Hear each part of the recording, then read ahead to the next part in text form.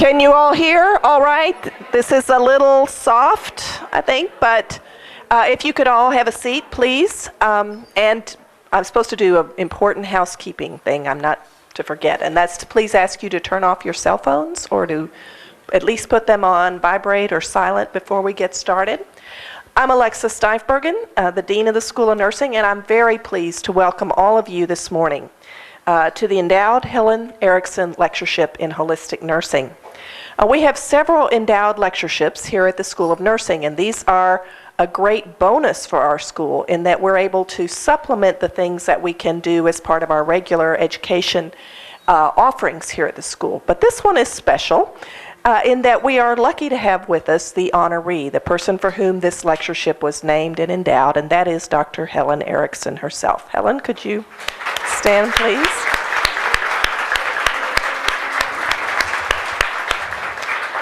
We are so pleased to have you with us, and just to share with you a few things, highlights from Dr. Erickson's bio that you will find on your program, and a few things that aren't on the bio, maybe. Dr. Erickson received her nursing diploma from Saginaw General Hospital School of Nursing, and then subsequently received a BSN, an MSN, and a PhD from the University of Michigan. And then she got smart and came to Texas. No, but throughout her career, which has spanned many wonderful years, she has been deeply involved and dedicated to a holistic paradigm of healthcare that emphasizes the client as the primary source of information. And I thought about how consistent that was with Dr. Thorne's research trajectory as well, where she has so given voice to the perspective of the individual. Dr. Erickson is known nationally and internationally for her work developing and testing the theory of modeling and role modeling, which is a holistic theory that has been applied in a variety of clinical practice settings, educational programs, and research. Dr. Erickson has worked tirelessly to develop a certification program for, she's tired, for holistic nurses, and she served as chair of the American Holistic Nurses Certification Corporation. Now, those are the highlights that you will find on your bio and the program. But many of us have had the honor to know Dr. Helen Erickson personally during her time here at the University of Texas at Austin, and we know there's much more to her. She came here in 1988, and she thought she was coming but to have the great fun of being a professor, being able to develop her research while she was here, and was so looking forward to that. And the rumor has it that she had not even moved into her office before she got a call from the dean, who said, "Oh, by the way, we need a division chair, and guess what? You're it." Now, she could have refused to do that. She was a tenured faculty member, but instead she graciously accepted that call to serve the school in that manner. And when she was division, I didn't realize it was just 1988 that you came, because it was that very same year in the spring that she took a big chance on a certain assistant professor back then. So we know she has excellent taste, right? And there are many others here today that I know she hired or worked with in her capacity as division chair, and then subsequently, a few years later, the next dean knocked on the door, or probably called her to her office and said, "We need you to be assistant dean for the graduate programs." Once again, she agreed to take on that substantial leadership role for the school. And in that capacity, she led, I was going to say renovation. It was really a total redo of our alternate entry master's program. And that was a change that lasted for many, many years, really, until this new program curriculum. So it was quite enduring, major change in the education of our students here at UT Austin. When she retired from UT Austin in 1997, she received the honor, and it is an honor that's not just given to everybody, to be named Professor Emeritus by the university. And the Helen Erickson Lectureship in Holistic Nursing was established at that time by her family, friends, and colleagues in honor of her many contributions to the University of Texas at Austin School of Nursing, to the students, to the faculty, and the staff. And as I mentioned, we're very honored to have her with us today, along with some other special guests. Her daughter, Dr. Mickey Erickson, who's also seated here on the front row, and is presently Executive Director of the American Holistic Nurses Certification Corporation. And also her other claim to fame is that she's one of our alumni. So I like to declare that. We also have Andrea Presson with us today, who is one of our members of our Foundation Advisory Council. Now, Professor Lynn Rue will introduce our presenter for today's lecture, Dr. Sally Thorne.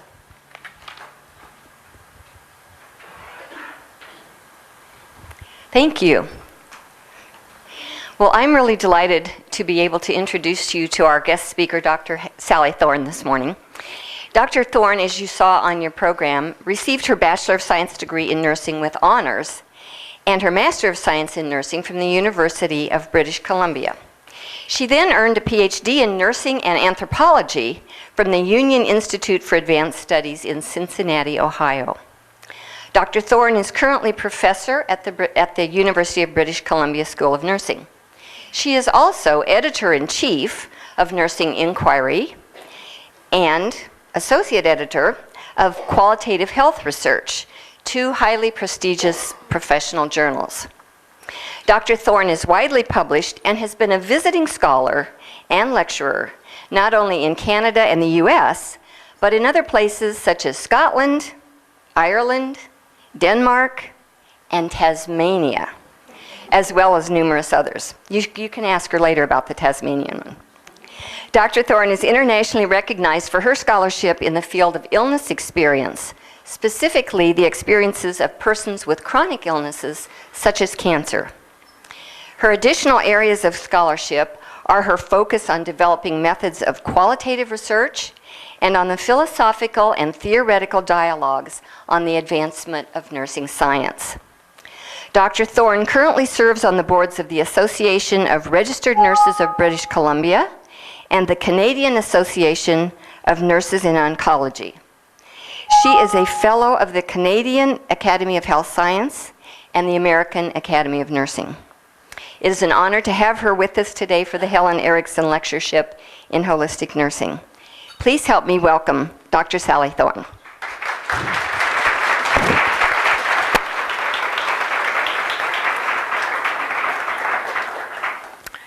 Thank you so much for that wonderful welcome. Now I have this little mic. Can I be heard at the back? Great. If for some reason I fade off, please wave at me and I'll know it's friendly, but I'll also try and take the cue. Well, I am absolutely thrilled to be here today in the fabulous city of Austin, and it's so kind of you to have made me feel at home by producing rain.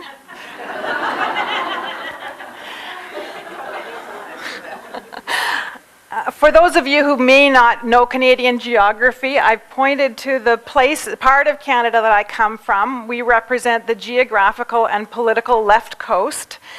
And we are a rainy place. It's Vancouver's beautiful. Come visit us anytime, but unfortunately it does rain sometimes.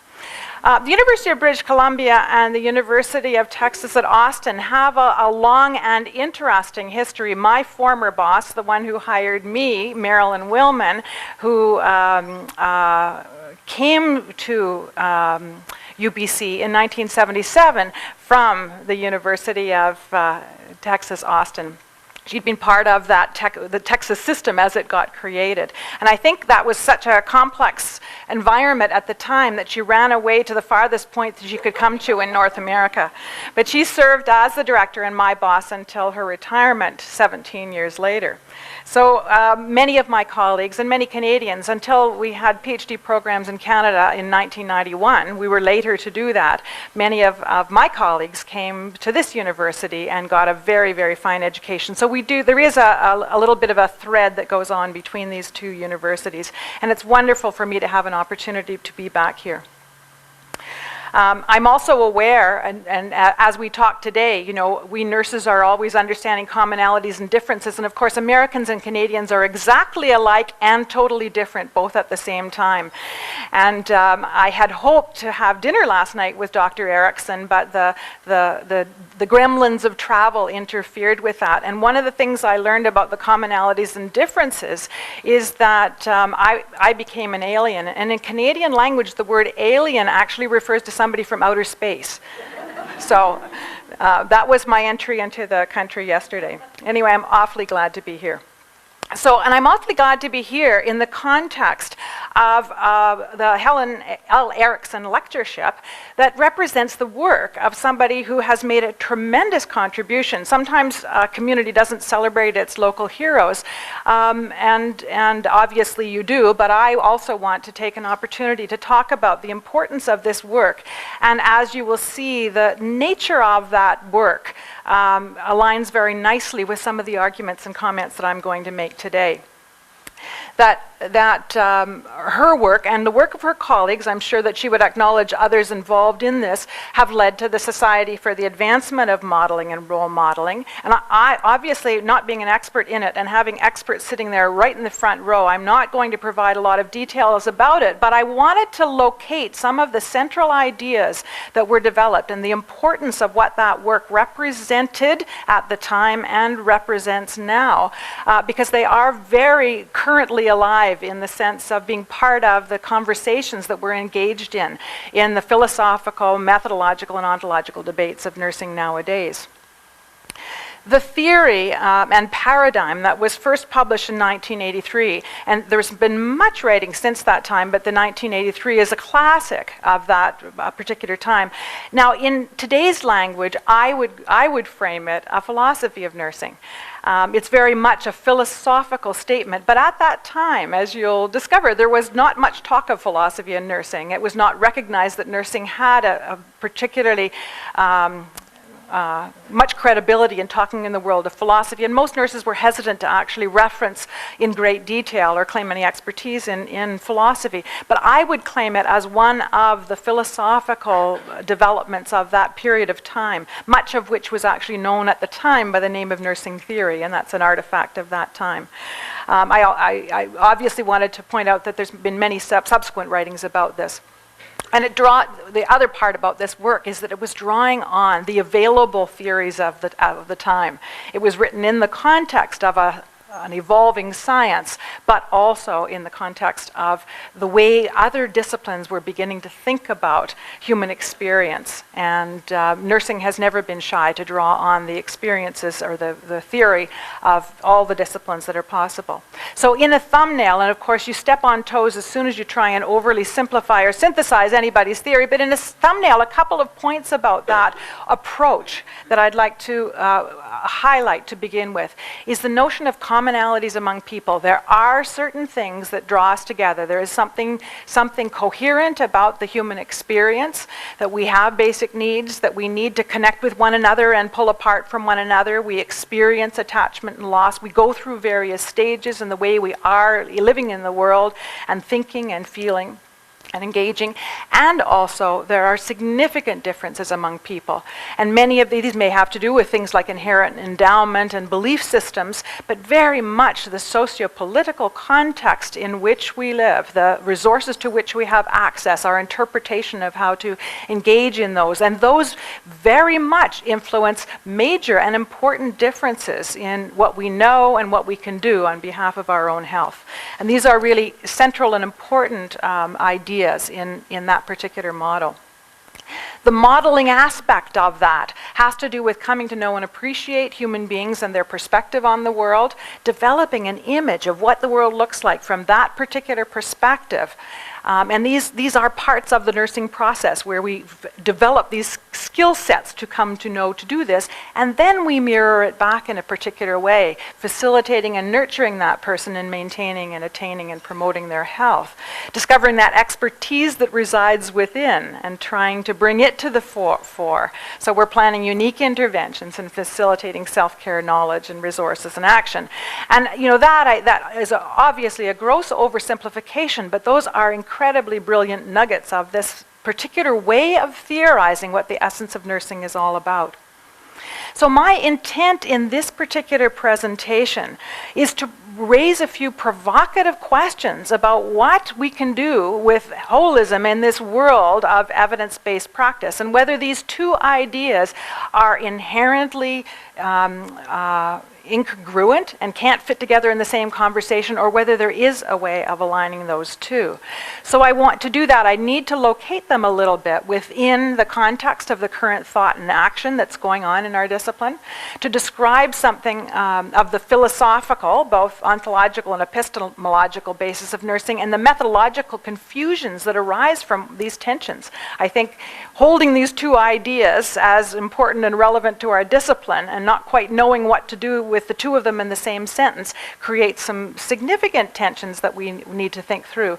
And I want to propose some philosophical and methodological ways that we might be able to begin to align them in a way that is not just loose but has some credibility and integrity. So that's my purpose for today, and I recognize that it's somewhat provocative and opinionated, and I'm very glad that we've left room for questions and answers at the end, so I'm hoping that you'll have some.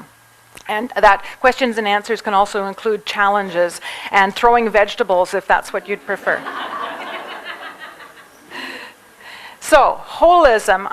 We've got the experts on holism sitting there in the front row, the bosses of the holism world. So I'm not even going to begin to describe it, but to tell you that it is the context for a conceptual understanding in which all parts of the human experience interact and are relevant and are meaningful to a health experience.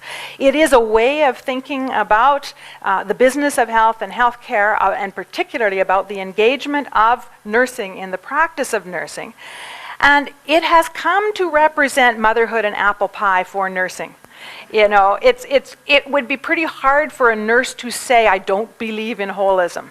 It is the essence of the discipline. And whether you hold a certification or not, there is this, all nursing theories and frameworks essentially are trying to capture something that represents a particular angle of vision on the world, something that's unique, that nursing brings to the business of understanding human experience and engaging in health care. And so whether or not the language is used, I'd argue that sometimes this is part of the philosophical core. It's very difficult to talk about any essence of nursing without recognizing something that smells and walks and talks like holism. So because of that, because it's so central, I think there is a lot of uncritical application of the language of holism, and there's a lot of philosophical confusion about what holism represents. And that's what I'm going to try and tackle a little bit today. However, even if holism is central to what our discipline stands for, nursing does not operate in a vacuum, or very rarely. We're operating in a world that's changing, and it has its own tensions and pressures, and the particular nature of the world that we're operating in is hospitals and healthcare systems and discussions about funding as to who's going to fund what and what's going to be allowable in healthcare and what people have access to.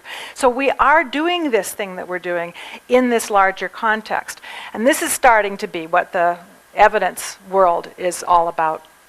The evidence claims have become the truth claims of our generation. And whether we like them or not, they are going to be that. So it's like having a neighbor that isn't exactly like you. You've got to figure out how to live with it. So evidence claims have increasingly become the truth claims of our. We don't talk about truth in the philosophical sense much anymore, but we talk about evidence. And gosh, even the kids in the schoolyard, the little ones know how to use the language of evidence. It's in their toothpaste commercials. It's everywhere. It's ubiquitous. So it is something we really need to grapple with. The evidence imperative really has become a key objective for the health sector. It's not like a new idea, but it's increasingly becoming a way of thinking about those kinds of claims that are going to increasingly be able to have some power in influencing which decisions are made by health administrators, what's funded, what policymakers decide. So basically what these human beings that we're trying to take care of have access to is largely influenced by the larger conversation on evidence and the notion that we are looking for some theoretical ideal called appropriate, balanced, and high quality evidence. We're familiar with evidence-based movement or the evidence-based medicine, which is the judicious use of this thing, whatever it is, in making the best decisions that we can about patients. And while the evidence-based medicine sounds like it's medical logic, there's all kinds of evidence-based other things, nursing and patient care. And so the generic idea of evidence-based practice is really becoming quite a dominant force. It's important, I think, to understand that the evidence-based practice movement came out of an ideal that we in nursing would really support, even if it wasn't our idea in the first place. And if you think about it, it came from the recognition that the mind of a clinician can create patterns that are wrong. And an example of that would be some of those surgeons who were continuing to do radical mastectomy for breast cancer long past the point that there was any evidence that that was going to benefit women. And these were probably good people. They weren't trying to be torturers, but these were probably often very good people who had seen what they believed in their career to be life-saving surgeries, even if they were extreme, and probably believed with all their heart that that had done good. So if you are going to stop a practice that is actually causing some harm and not adding benefit, evidence does become a very useful tool. And it becomes a tool that you can use to say, no, you can't do that anymore. So where it's a practice that we would agree is problematic and ought to be changed, we need to be able to accept the idea that evidence can trump clinical wisdom. And that becomes a tricky one for nursing because, of course, pattern recognition is so near and dear to our hearts. So the idea of evidence-based practice, once it crept into the world, is not going to go away. The idea that there are practices that are inherently better than other practices, practices that can be supported and not funded and not that you're legally allowed to do and not. And this is an important idea because demonizing evidence-based practice is one of the discourses in nursing that I think can create some difficulty for us. So I'm starting with the position that we have to make friends with evidence-based practice. It is part of the world that we live in, and we have to figure out how to do that. However, in order to do that, a central problem, what on earth constitutes evidence? If we believe in this evidence, or if we are going to live with it, we have to deal with some definition of the thing. And that turns out to be really quite tricky. A legal definition of evidence you may be aware of. In the legal world, everything is evidence, except for those things that you have some particular reason not to, something that could be biased. So the legal process rules out certain things, but everything else that's not inadmissible is considered relevant. It doesn't have to be truthful. It doesn't have to be accurate. It's all evidence. It all goes into the pot, and the idea would be that a judge or jury weighs it all out. And the legal means of determining a decision is weighing it all out. And each piece of evidence, truthful or not, important or not, circumstantial or not, tips that balance until you can decide one way or another. So in the legal context, we think of all of the admissible information as the body of evidence. And there aren't particular claims about any individual piece trumping any other individual piece. That's why we have the minds of a jury to decide that. And this is a common way of thinking about these problems in our society, modern society. This is quite different, though, from the scientific definition, in which there's a very definite claim about certain kinds of evidence trumping other kinds of evidence. So we know that we all in nursing know that randomized controlled trials are the best thing and trump everything else, and certainly much more than case reports or qualitative reports. And so the idea in the health and medical world is that there's certain kinds of studies and evidence that will be more important than any others. And in fact, it's quite the opposite of the legal context, because what we're trying to do is almost wash out those pattern recognition, clinical wisdom aspects. The bottom of the triangle, or the bottom of the pyramid, may be much wider, but don't mistake that gives it any more weight. On that balance, right? It's the thing at the top that tends to make the weight.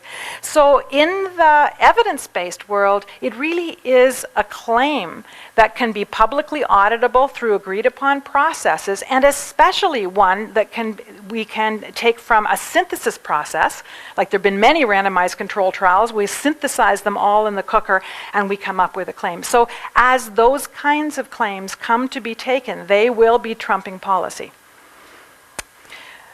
All right, so that's in the scientific and therefore in the healthcare world, quite a different notion of evidence, right? That there's a certain one that will trump as opposed to the legal preponderance. And that distinction, I think, is quite important because in the world of nursing, as I hope to demonstrate to you, we've used it totally loosely. So when I use the word Humpty Dumpty said, it means what I choose it to mean and neither more or less. And we need to think about some of these definitional issues. Nursing has a particular classical logical slippage, goes something like this. Evidence is one form of knowledge. My practice derives from many forms of knowledge. Evidence-based practice is best practice. My practice is great, thank you very much. And therefore, all forms of knowledge I use must be considered evidence. So that is a little bit of a logical problem. I know she can read this, but it's an unfortunate slippage in logic that is we hear in nursing and in conversations about evidence a little bit too common, and so that I think is a problem that I'm hoping to be able to challenge. And I think because of that we need to be thinking about this problem of evidence. We're talking, the language we use is things like I haven't seen any evidence, which actually doesn't tell anybody anything. It could be that you haven't read. We don't know, or nobody's shown me the evidence, which means somehow there's some mythical person there whose obligation it is to provide you. Or there's clear evidence. What on earth would clear evidence mean, right? In this context, or the evidence proves. So the language with which we actually put the word evidence into a sentence betrays some confusion about how we're sorting through this. And I'd argue that we in nursing need to think quite carefully about what is the nature of the term that we want to use and how and why will we use it in a particular way. We need to also do this in the larger context of how do we know what we know. The basic epistemological question that all of you in the doctoral program, I'm sure, are wrestling with, how do we know what we know in this particular discipline? So what's evidence? Is evidence whatever we agree on? Well, that would be a problem because then there's nothing for the new generation to push the older generation forward with, right? We celebrate and believe that ideas ought to change. Nursing has never stayed stagnant. There's nobody that sort of planted a flag in a particular theoretical direction, some many years ago, and nobody was ever allowed to challenge it. Nursing celebrates its development of ideas, and my goodness, that's why we have universities. So no, it can't be whatever we agree on because we know we have agreed on certain things that we have then shifted over time, and we have evolved in our thinking, and we would always want to be the kind of discipline who does that. Evidence experience is a form of evidence. Well, this would be these pattern recognition kinds of things. And what we know, though, it is part of human nature, and all nurses that I know are also human, that we do make intelligent errors on the basis of recognizing patterns. Racism comes out of this, for example. People will have seen 3 people driving badly and suddenly decide that a particular ethnic group drives badly. This is part of the human condition, and we in nursing do this. So when we have seen a particular thing, if we've seen a clinical case of something, we have a belief, therefore, that it exists. And then there may be a lot of it. If we've never seen a case of something, we can believe it doesn't exist. So these are aspects of the human experience that we need to be very careful of, because experience gives us an awful lot, but it isn't everything. Evidence is a rigorous study. Well, this is one of the things that many of our research courses and graduate programs try and encourage us to believe, and all of us, when we're writing our proposals and writing our dissertations and theses, will hope that ours is a rigorous study and going to be changing the world. But is that one study, done brilliantly, going to be evidence that makes a difference? I want to take you back to an example of a piece in history that I think changed the world of thinking about this in and outside of the conventional science community, and that was the Space Shuttle Challenger, which was, 30 years ago, similar time to when this theoretical work was going on in the context of a hard science and beliefs about science. This event here in this part of the world shaped thinking about science globally. And this was the brightest and best of science in the context of a country that has the resources to do it well. And after this terrible disaster, there was a lot of soul searching and wrestling with what was the nature of the issue. And the analysis of this, there's been lots of analysis, but a particularly relevant analysis of that disaster of the time was that professional narrowness leading to a false diagnosis of cause-effect relationships can be fatal. And much of the analysis reflected on the fact that it was the very best of science, with the very best of equipment and technique and methodology, the smartest minds, in the context of the very best of scientific communities that can create a sense of an illusion of invulnerability, a belief in the inherent morality of the group, a collective rationalization, self-censorship, a sense that if we have come to believe a particular thing, then it very much is true. And I think that is a very interesting philosophical analysis to understand how the industry of the production of science can create a way of engaging in the world that is not the whole world. It is a particular view. And if it sees itself as the whole world, it can become problematic. So this really does become the paradox of very good science, that it can create a sense of false assurance. And it very much, good science always excludes other forms of knowledge. Right? That is part of every method you've ever learned, is how to narrow things down. It always excludes. And so it can create an incongruity conceptually. People can come to believe that what they've excluded is not relevant. And then finally, of course, there is a political industry of science. And any of you who've written a grant application will certainly understand what I mean by that. So the good science in and of itself is not going to be something that will solve all problems of the world, and it's quite important that we understand that. Now, nursing, in its trying to figure out how it's going to define evidence, also holds another view sometimes, and that is the notion that everything's evidence. So it goes back to that more legalistic kind of thing, that everything is evidence. And just an example from a Canadian text that has very much confused this, using clinical evidence, meaning the things that you've observed from patients, and using the language of evidence to refer to them. So you can see in this one sentence, and this is a Canadian text, but I'll bet you anything you'll find very similar language in your own text. But what this is doing is confusing it so that it's making this strong statement about evidence being really important, but also telling us that those observations we've made clinically count as a particular kind of evidence. So you can see if somebody actually thinks about it, it becomes quite problematic. And I believe that allowing our undefined confusion to continue is creating some problems for our discipline. I think it creates a threat to our professional credibility if we're using the language of evidence in the world in which it means a particular thing, if we're using it in a different way, and particularly in a much more inclusive way. We collectively, and the things that are said on behalf of our discipline, are not being understood and can't be understood in a larger world in which we don't get to make all of the rules. I think also when we fail to make that clear distinction in the way we define and conceptualize evidence, we create limits to our scientific contributions, because we're not really clear about what is the nature of the knowledge that we're contributing, and what is the evidence claim, and what is another kind of claim. So we're arguing things as evidence that are probably powerful as another kind of a claim, but they're pretty darn weak as evidence. And I also think that we do harm to patients. And I'll give you an example of this. I went to talk to, in my cancer communication research, I talked to a patient who had been having a bone marrow transplant. And any of you who do that kind of nursing will know that a human being signs over their body and soul. I mean, you are like near dead for the period of time you're in this. There's not much more that you do to sign yourself away voluntarily, to be put in a dreadful situation for a significant period of time with a total confidence that they know what they're doing and that this is an evidence-based practice.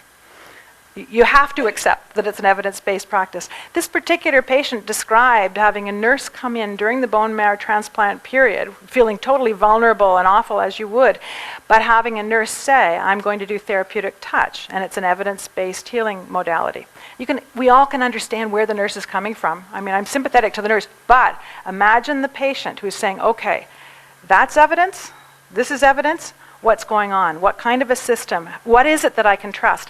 And that to me was a very telling example, because I think we need to think about, if we're going to use evidence as a rationale for engaging patients in various kinds of things that we offer to them, then we really do need to have some clarity and be able to communicate with some integrity what is the nature of that claim. We need to make sure that nurses are not using the language of evidence somewhat loosely, right? So I'm not challenging that. I mean, I get where that nurse probably came from, but because I hold a view like the modeling and role modeling, I really get where that patient was coming from and understanding that to be a very serious problem.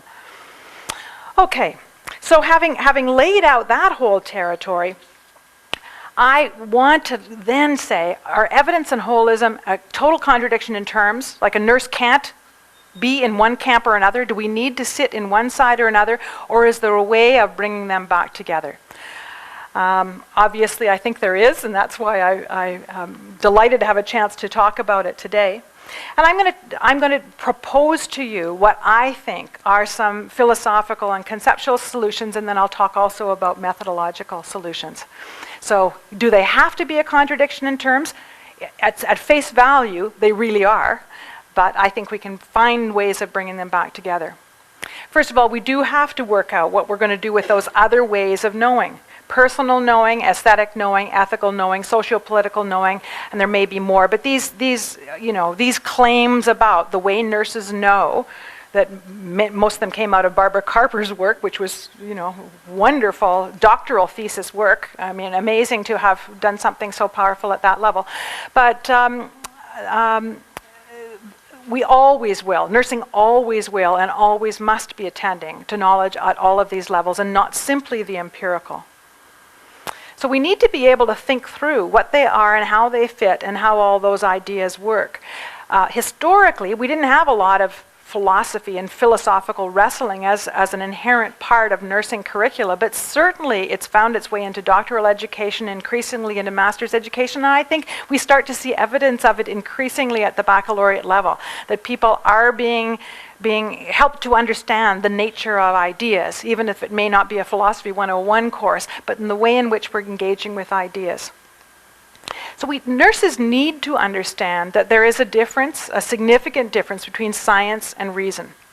So that the world of realism and objectivity, those things that we claim to have a material reality that exists apart from our capacity to understand it, if we went away, we human beings went away, that rock would still exist, that there are those things that we might consider, theoretically at least, to be facts or objective truths. But there is also that whole other end of reason, which is way opposite, epistemologically, from anything that would be a hard, cold fact, that has to do with subjectivism and idealism, those intuitive truths, and those things that we can work out through logic. So evidence and science in the context of evidence really has to do with those systematic processes that we have created a sense of conventions about particular kinds of knowledges, that we can follow certain rules and then understand the ingredients of how those claims got to be made. And that they are a particular kind of testable explanations of some parts of those realities, particularly those things we can grab onto, take out of context and measure, and that they have some capacity to help us predict, and they have some reliability. They will continue to do that. So if we study that rock is going to continue to be a rock in 1983 or in 1999 or in 2012. It's not likely to change its material reality, even if we look at it from another angle and study it with a more efficient piece of equipment. We also need to think about a relationship between science and philosophy. Now, historically, way back in the Aristotle and Plato days, science was philosophy. And science, the thing we know of today as science, split off from mainstream philosophy as natural philosophy. And so historically, it has always understood that science was not philosophy. And I love this particular quote of scientists being otherwise learned people who maintain a principled silence on matters of ontology, morality, politics, and God. That's by a Thorne, not me, but I don't know who this other Thorne is, but I absolutely love the quote. I think it's quite important to think about science and philosophy now as having evolved, even though they have a common historical root, into two very different ways of dealing with how we can know what we know. The philosophy of nursing, I would argue, is a distinct disciplinary positioning. It's not that nurses study a few philosophical ideas from the ancients or the currents.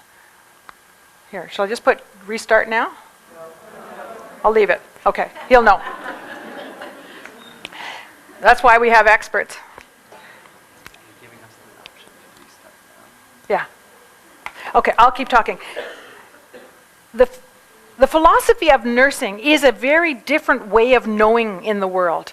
It is not a subset of any other kind of philosophy. It's an engagement with the business that we're in that's not scientific, but it obviously reflects on science. And core ingredients that are fundamental to how nursing knows what it knows. The most fundamental of all is that the general is always intersecting with the particular. We need textbooks, we need research, we need knowledge that has been brought to us, but that textbook does not know what patient you're going to see 2 weeks from now. It can't look to the future. It is always talking about the general. It always will, and it can't do anything else. And there is no good nurse in the world that is trained up like a monkey to follow that textbook as if it were a cookbook. It is not an operating manual. Right? It is a compendium of our general knowledge. And you don't get the degree here in this university, I'm very sure, until you understand that the practice of nursing is an engagement. It's a particular way of engaging with a human being that understands that particular person in this particular context. So we always need population-based knowledge, and we need knowledge of person, two very distinct species of knowledge, and we have to figure out how to link them. And that might be called, there's many ways of referring to that, but the praxis of nursing, that engagement, that iterative dialectic between the knowledge and action. And it's not simply we read a textbook and then we figure out how to apply it to the next person, but when we apply it to that next person, we are a thinking nurse. And our knowledge brings something back to the evolving general.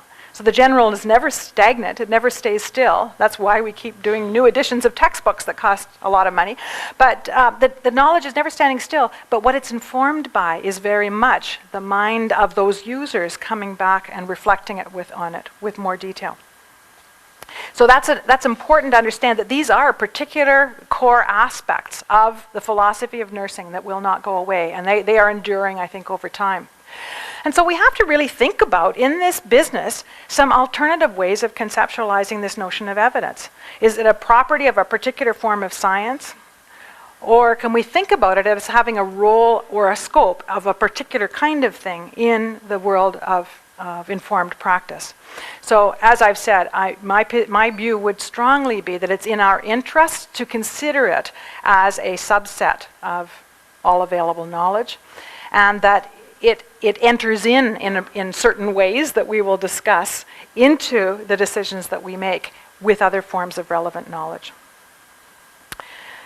I think that I don't want to say that clinical wisdom is irrelevant just by saying I don't think it's evidence. I won't say it's irrelevant, but I think we need new languages and we need to come up with other ways of calling it, referring to it, and developing scholarship around it.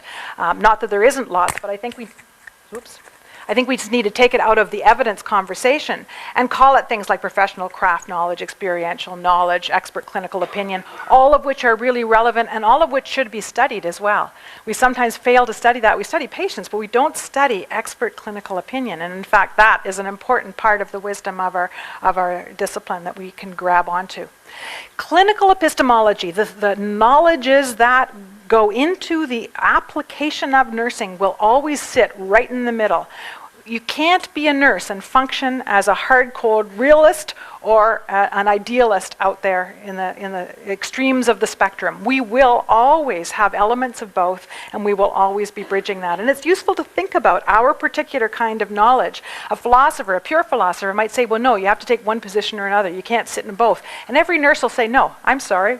No, we have to sit somewhere in that middle. That is the nature of the work that we do. Because we're not a theoretical discipline, we're an applied discipline, and applied people have to be able to do everything. So the relationship to evidence is that it is one of those things, one of many things, that go into the cooker with our critical thinking to create informed clinical practice. Okay? So we're never really supposed to ignore it. It would be a dumb idea to ignore what evidence there is, but it is not the trump of all other forms of knowledge. It's the critical thinking of the nurse that sits in the middle of that. So that, I think, is where the philosophical solutions will lie to us as we work on developing those knowledges more rigorously and more strongly, articulating them as something different than evidence and figuring out how they all fit. Methodologically, oh, there's critical thinking coming alive. Methodologically, I also think that there are some important developments that I'm also very pleased to have a chance to talk to you about today, because I think the world of research method is finally getting on top of these philosophical challenges and giving us some resources to be able to actually make a difference. We know that what we need in order to think about this linkage between evidence and holism and figure out how we deal with practice knowledge in the middle of all of that, we know we need to be able, in whatever we do, always in nursing, to deal with immediacy and context. Right? Something you wrote last year is not relevant to my patient today. I'm dealing with this patient in this moment, and this patient comes with a different context than any other that I've ever seen. We also need to be able to wrestle with the idea that knowledge is a particular kind of power and has a particular kind of power, and that in nursing there will never be a singular epistemological approach that we can take to knowledge development. We need the full range of the qualitative and quantitative methodologies. There's very little in the world of methodological development that might not apply to one aspect of this whole constellation. So methodological explorations are going on in a way that I think is very exciting as part of this conversation. I think that the point of these methodological variations is that they're helping us begin to figure out what the right questions are to ask. In the qualitative world in particular, and that's a world that I'm talking more about, we've had much too much research that's been had its origins in curiosity and interest and affinity for method. We haven't always figured out what are the questions our discipline needs to ask. What is it that exactly that our discipline needs to know now in the context of what's going on in the world right now? And particularly the world, we need to integrate them together. That's the other thing. We can't simply think about what's an individual study and assume one study is going to deal with it. We need to deal with those synthesis methodologies that bring all of the diverse wisdom that nurses have created rigorously through their scholarship all together. And we're doing all of this in the context of policy awareness.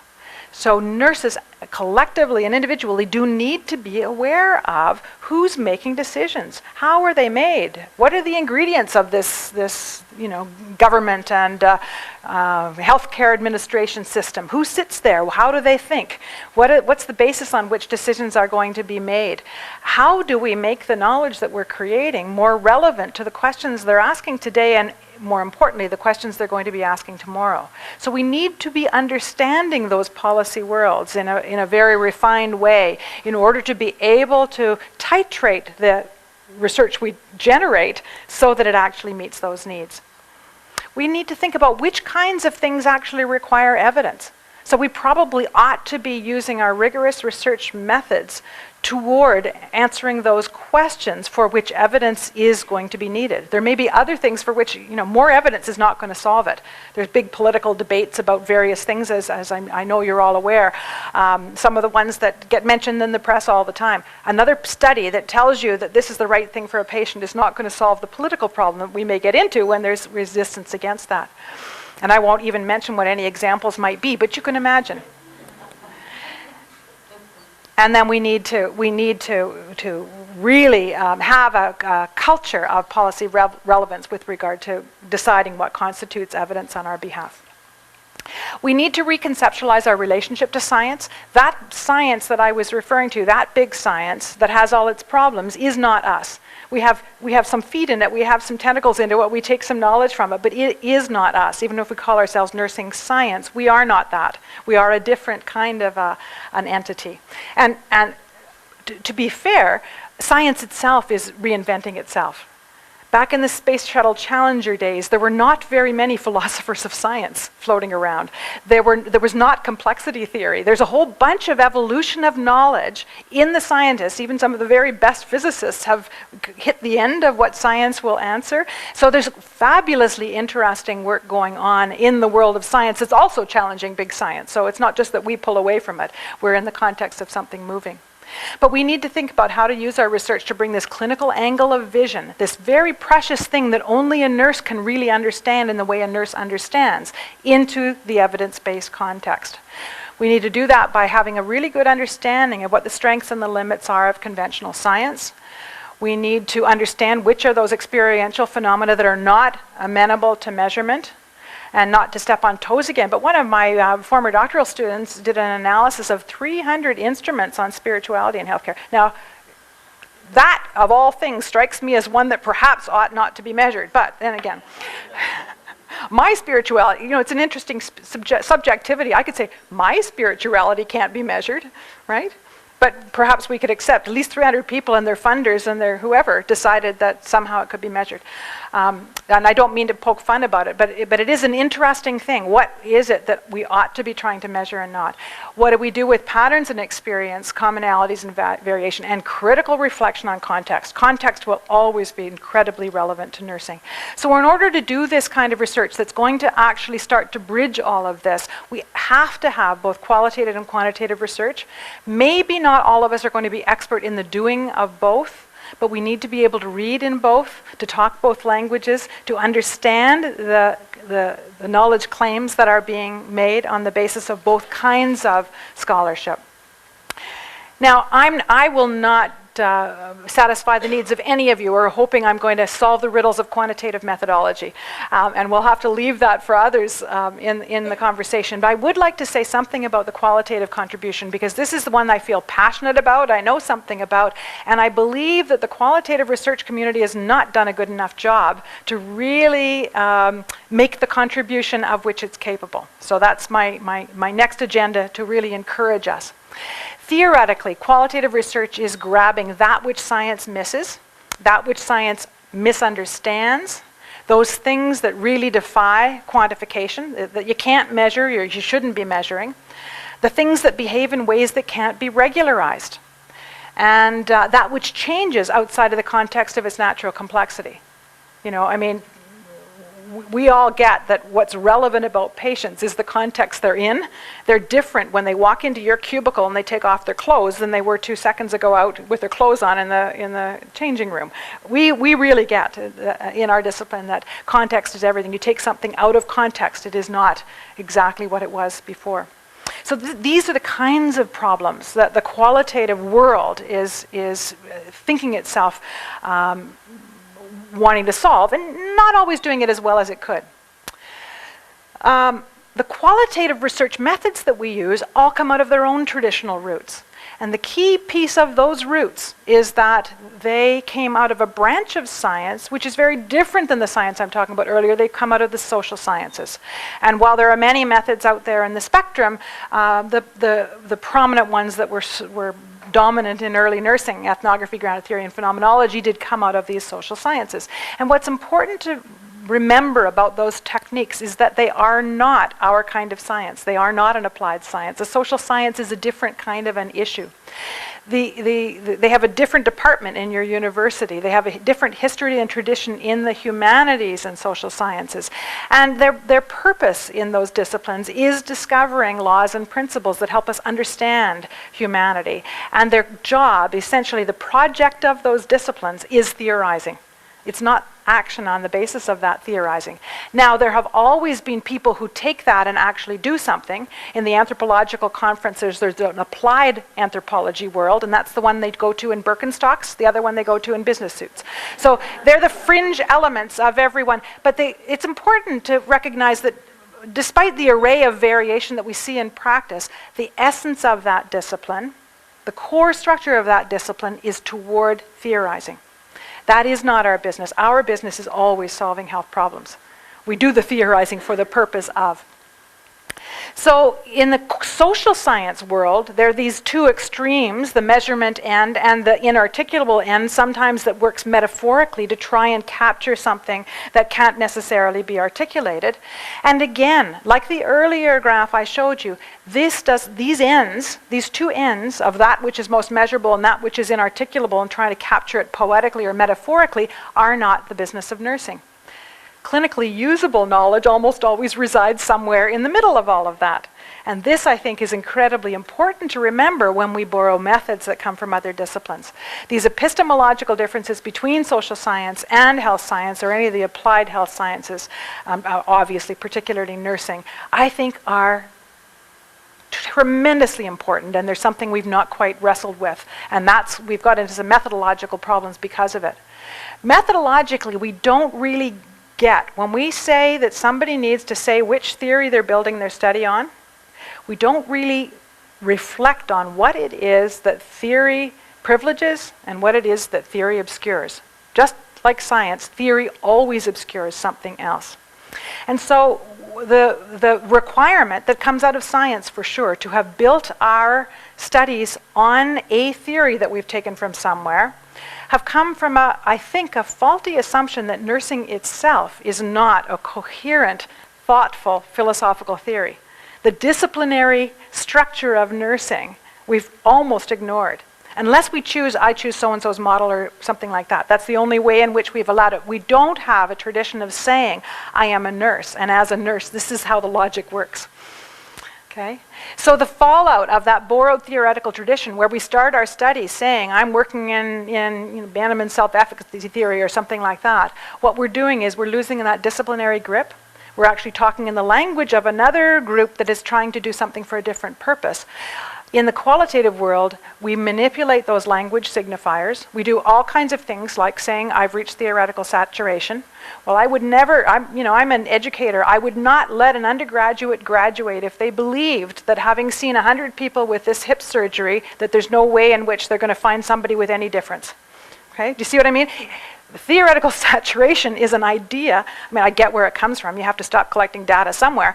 But the philosophical foundation of that saturation is one that actually flies in the face of what you would educate a nurse to believe about human experience. So that's what I mean. That the fallout of the borrowed tradition methodologically is that we're not really grabbing and we're not doing justice to what we could do. So I think, unfortunately, because we sometimes aren't saying what we mean and the way in which we report qualitative research, we're discrediting the field with some fuzziness and irrelevance. And I'm not saying to all of you who do qualitative research, I do it too. There's a contribution to be made, but I really think we could do an awful lot more. I think we have to have a total divorce from social sciences.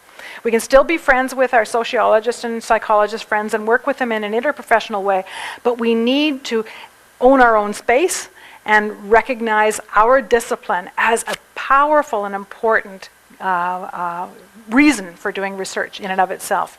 And so we need to emancipate applied qualitative methodology.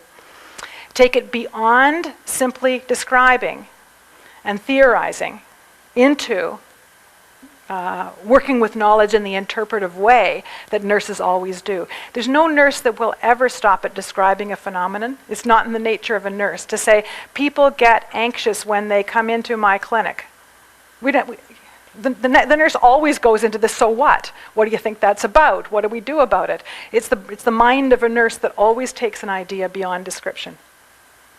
So there is a wonderful new generation of work that's trying to wrestle with some of this method, take it out of the conventional social science arena. And this is obviously something I've been having so much fun with a method I won't talk about too much, but just to locate what it means. The word interpretive description is the most neutral language that we could come up with at the time that we first wrote about this, that is derived from a nursing epistemology.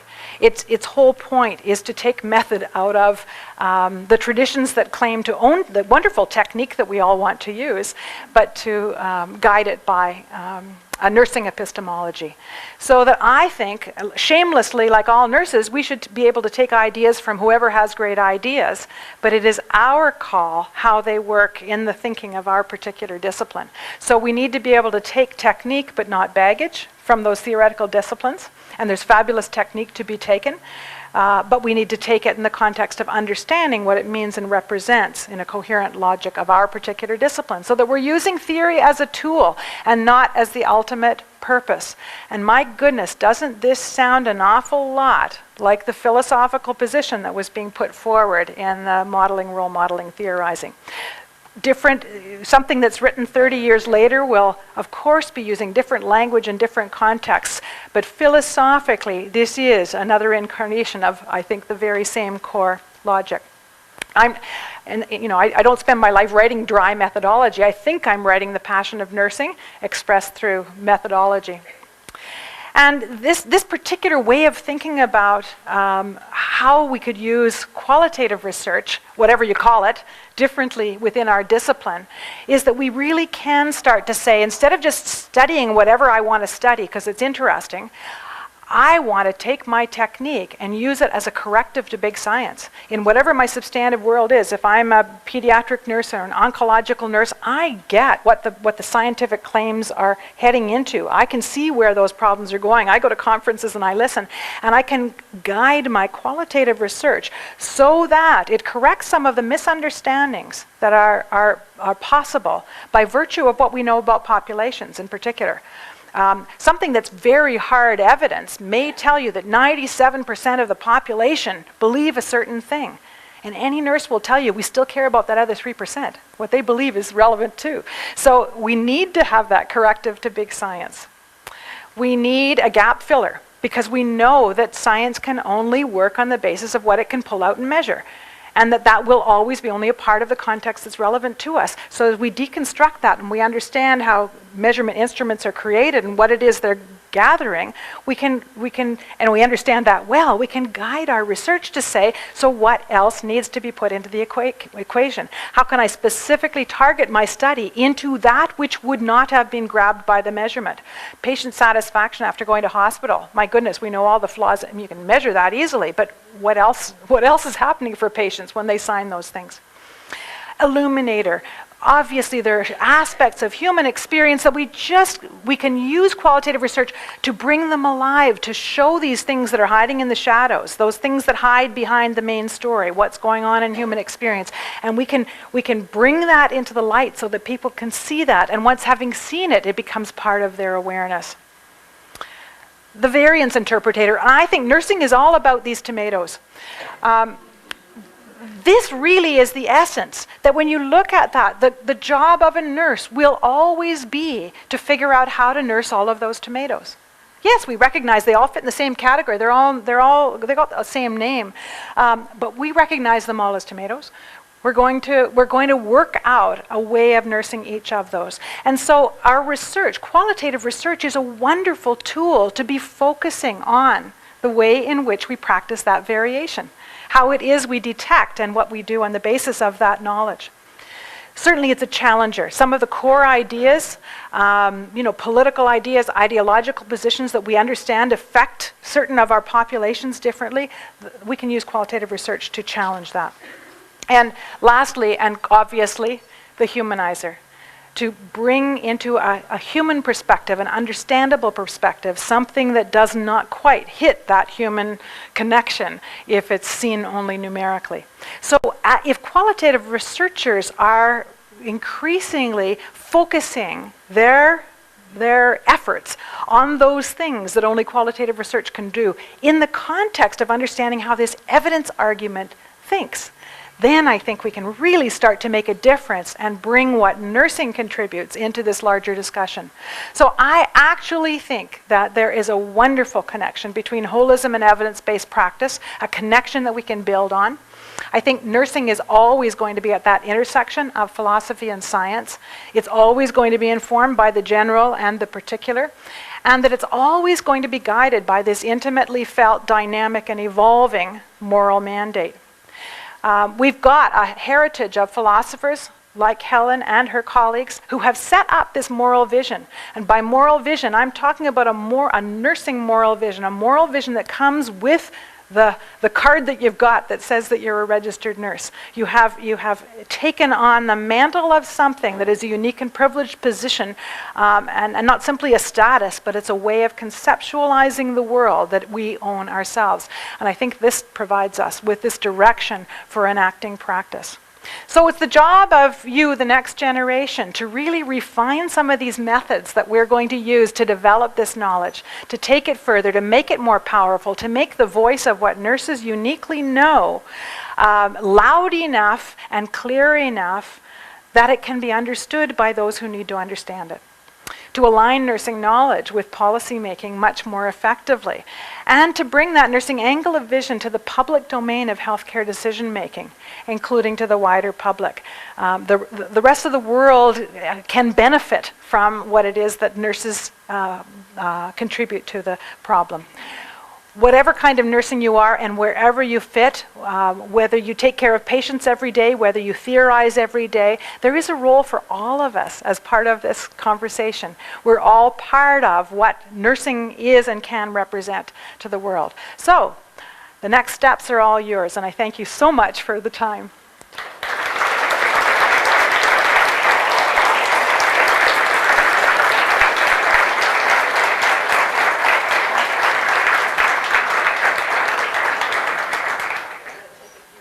I would love to take a few questions if there are any. Challenges? Definitely not a challenge right there. First of all, thank you. That was absolutely wonderful, tremendous, brilliant. And I mean that from my heart. So my question is this. On slide 18, I think you show the tripartite components of evidence-based practice. How do you envision, and one aspect of that is the patient or the client's perspective. Yeah. How do you envision that in relationship to your slide that showed intuition and fact? Where does that stand? I think that, well, I would, do people get the nature of the question? Oh, okay. I'll This is an educator. She pointed out to me that on slide 18, when I gave the tripartite arrangement, a piece of what evidence-based practice is constituted of is the patient preference, that human thing that a person wants. And I didn't actually refer to this one, but some of the language of evidence in nursing actually includes patient preference as a piece of evidence.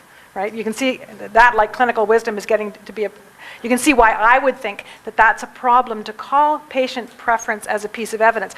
Yes, it's part of the relevant thing, but if the evidence, the scientific claim, enters into it in a particular way, and then the clinical knowledge that I have as a nurse, because I've been working in this field for a while and I understand what people face and I want you to know what could come along the way.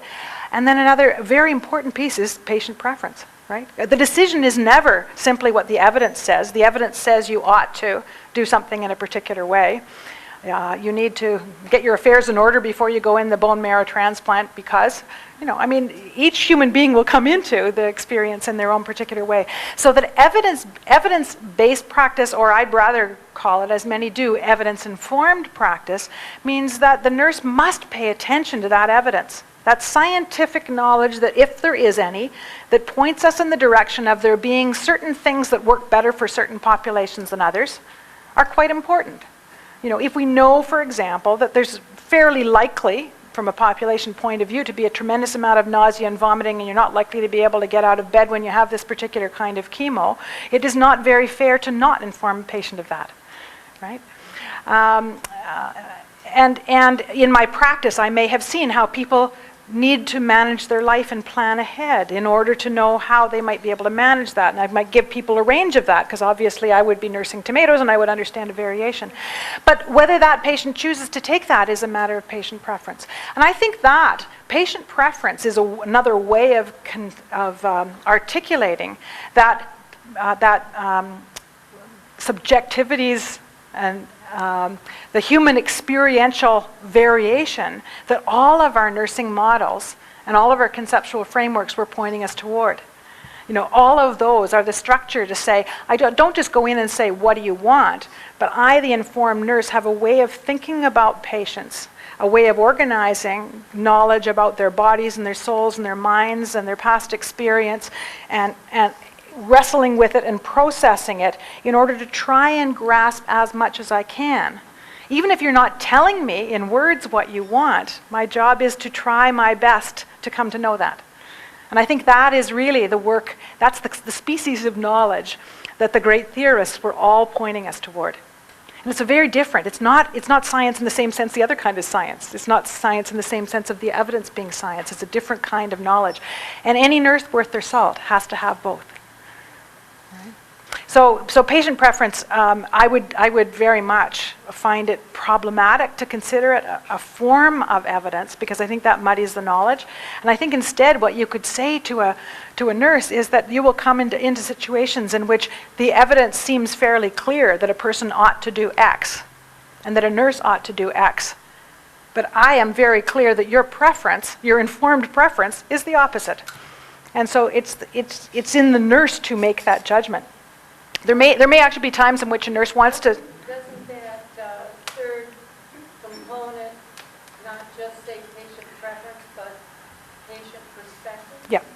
Yeah. That's what I mean. Well, when I think they're using patient preference, and patient preference comes from some of the language and evidence. I've seen that, and I believe all of that is just sort of awkward language referring to that notion of patient perspective. The patient perspective, whether it's articulable or not, is the business of nursing. That is the thing we call the nursing process, or what the theoretical frameworks are all pointing us toward, to be trying to access patient perspective, even if it's your urinary tract's perspective. It's not necessarily just what comes out of your articulation, but that is the business of enacting something at an individual level. And no good nursing works as a conveyor belt. We treat them all the same. Even if you're doing flu shots or something that is fairly similar across the board, there is that human engagement that is an expectation of every nursing act. And at the same time, I think there's an equal problem if we sort of assume that the scientific knowledge is inherently problematic and we don't want anything to do with it, and we simply go in and try and understand patient perspective. Some of the nursing theoretical models, I think, went astray because they reacted too much to that big science and went into the patient perspective being the trump of everything. And that can be problematic. I mean, I've worked in mental health with suicidal patients and things like that. There are times in which a nursing intervention is necessary. And I would never hold that patient perspective always trumps because of that. Well, I certainly hear your perspective, and I just ask, this is just maybe a rhetorical question. What would happen if we did believe that a client's perceptions were the primary source of information, was a source of evidence? How would that alter our thinking in terms of what science we need? If we were to think about patient perspective as a form of evidence, how would that alter our understanding of what science we need? I actually think that Many times nurses do think that now, and that's how we've got into some of the confusion in our current research. So that simply documenting some patient perspective is seen as sufficient. Now, it's not that a small study of a few human beings is a bad thing. We need some of that too. But that is not where the science will take us into being able to do something differently. Patient perspective knowledge is a particular kind of knowledge that, to me, takes us back to those tomatoes. The reason I want to do patient perspective knowledge, I've read far too many, as an associate editor, I've read far too many qualitative studies that conclude with a commonality, conclude with a statement of all patients experience X. Now these are good people who've gone into it believing they're doing patient perspective stuff, but because they're not clear in their thinking, they come out with that conclusion, right, on the basis of the 5 people I've talked to, I understand. And I'd say no. I mean, if you're a nurse going into it, step back from your data. All 5 of your people may have had blonde hair, but it doesn't mean all people in the world have blonde hair. Step back from your data and say, what do you know? What can you imagine as a nurse could be variations on this? And maybe you should go and study them, or maybe you could even, as a nurse, recognize that they exist. But we need we really need a different kind of knowledge. If we value patient perspective, I think we do better justice to it by not confusing it with this other construct of evidence. So it's We're tied into an evidence-based practice model in healthcare. oh yes, but evidence-based means not all I do is what the science tells me. Because you know what, they're not going to be training up, we won't let them train up people who only read a textbook and don't know how to think. So what we're talking about is the thinking of the discipline, which is, I think, incredibly precious.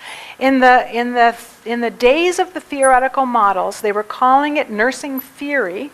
The word theory is a scientific term in that context, and they were building on it and adding to it and using the way in which they were dealing with theory was a scientific model, because that was the world at the time. Now we can look at that and say, gorgeous philosophical wrestling. It actually works way better as philosophical wrestling than it does as scientific theory, because we never really were able to prove whether Leininger's theory was better than Watson's theory. You know, I mean, that's nonsense. That's not a place to put our energy. But to say both of them had angles of vision on this complex problem. The problem of nursing is incredibly messy. There's nothing straightforward about it. Human experience is totally complex and messy. And, you know, if you think about it, it's a miracle that any human being ever learns to nurse well. Shouldn't be possible. Right? But you know, they do. Like it is a remarkable intellectual process. So I think we really need to understand the nature of that intellectual process, find language that helps us grab it differently so that we can help people get there to expertise more quickly. We can train them up thoughtfully so that they understand what they're doing. I have a comment. You said that the language informs, which fits much better from my perspective. Yeah. It states that there's knowledge out there. Yeah. Somebody can keep on, you want to have that information that's based on evidence that's going to give them best, smoothest transition period. So is informed practice coming to be, and do you see the term evidence-based, which implies that is only limited to? You see, the interesting thing is that if you look back at Sackett and the others that were writing evidence-based medicine, they were always saying that. They always said it is good clinical practice with clinical wisdom that attends to and pays attention to. That's different than saying it's dictated to by the science. It's saying it is not good enough to be ignorant of the science, and that science needs to come in. But standardization is one of the things that we really need to be fighting about, and I could do a whole other hour on that. But we allow standardization far too often for all kinds of reasons in the way we set up healthcare. And any nurse, any physician who would uncritically accept standardization has really forgotten the roots of their practice. Because you might say that people with X get 2 days in hospital, but any nurse is going to be able to say, no, this one needs more, and here's how I can tell you why. So evidence-based practice was never intended to be evidence-dictated practice, and yet some interpreted it that way. So I think the linguistic shift to evidence-informed is a way of being explicit about that. That evidence is something I really ought not to allow myself to be ignorant of. The science I should not be ignorant of. I should know what's current. What are those current thoughts about how things are doing?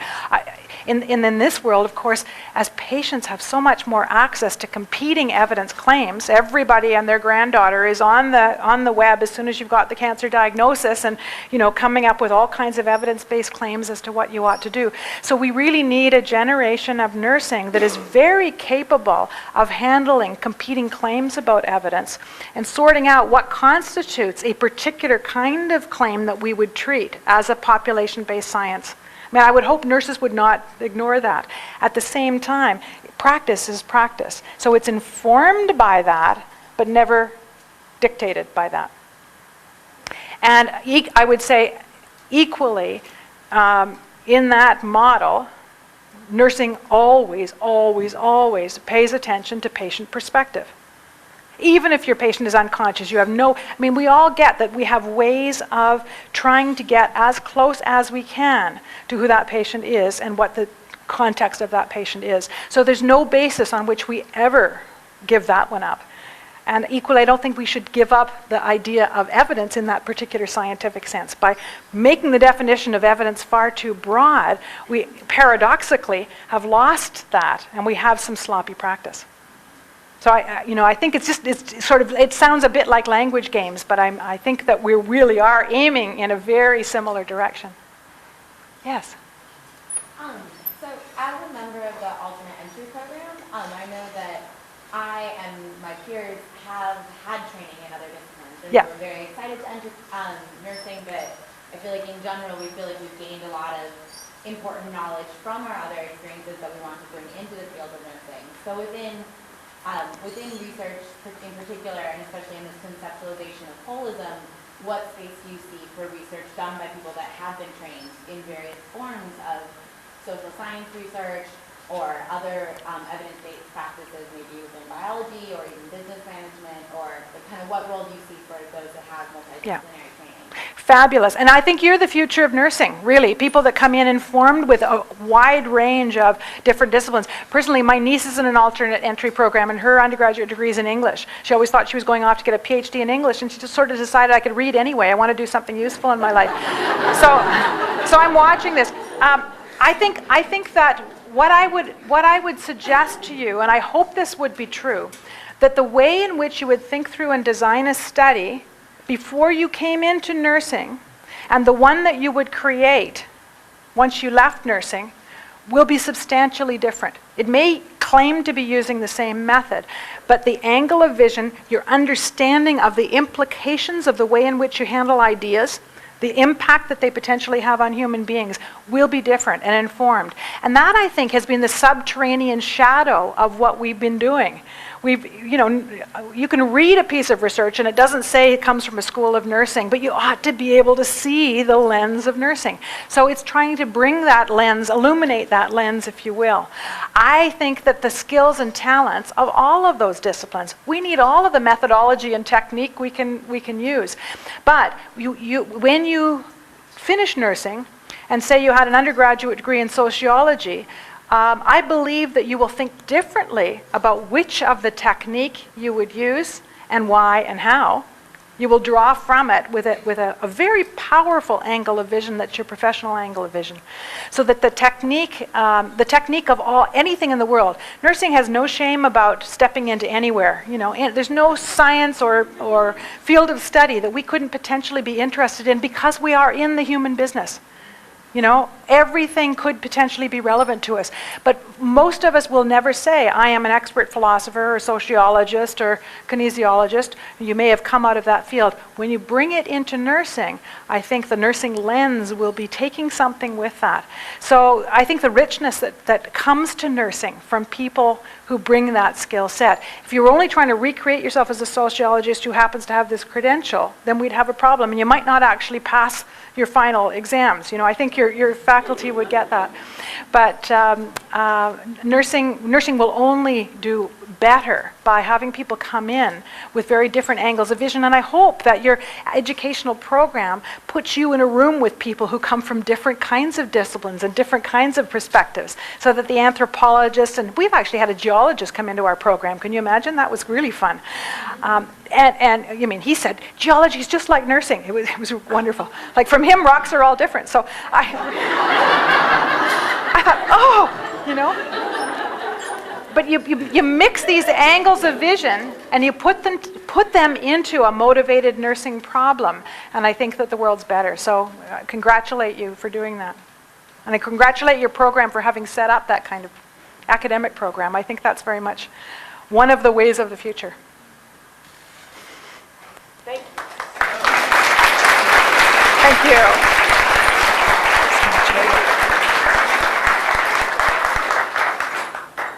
I don't think I have a microphone, but I need one. Want this one?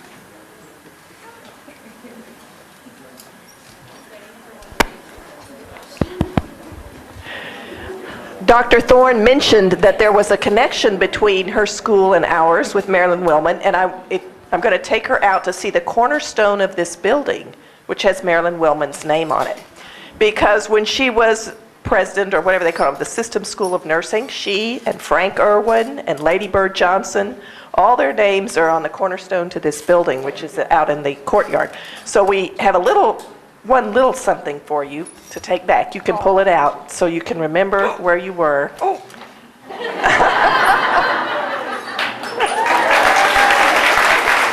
Thank you so much. And I have to tell you, there was a very strange thing that happened. The weekend, Sally was inducted as an international fellow into the American Academy of Nursing, and that weekend in Washington, can't remember which football game was going on here, and my husband was trudging along, and he's one of those very friendly people that people just come up and talk to. And so out of nowhere came these Canadians, and they said, "Hey, you look great. How about this t-shirt?" And so we have a long sleeve t-shirt at home that says, "Canadians for Longhorns." And I was going to bring it to Sally, only I held it up and it would probably fit both of us together in there at the same time. So he gets to keep it. But this is also a present for you from our school. And it's a very special present, which when she opens, you want to open it, you can see what it is. Everyone else in the audience probably knows what it is, but who does not know what's in this package? Oh, there are a few of them besides you. But it's very appropriate to the topic of today's lecture. This is a historical doll from the National Historical Collection of Florence Nightingale, who, as you may know, was a great proponent of holism herself and our founder of nursing, and a great researcher, too, and scientist. So thank you all for coming. Dr. Thorne will be here to talk with you more later if you would like. Thank you so much.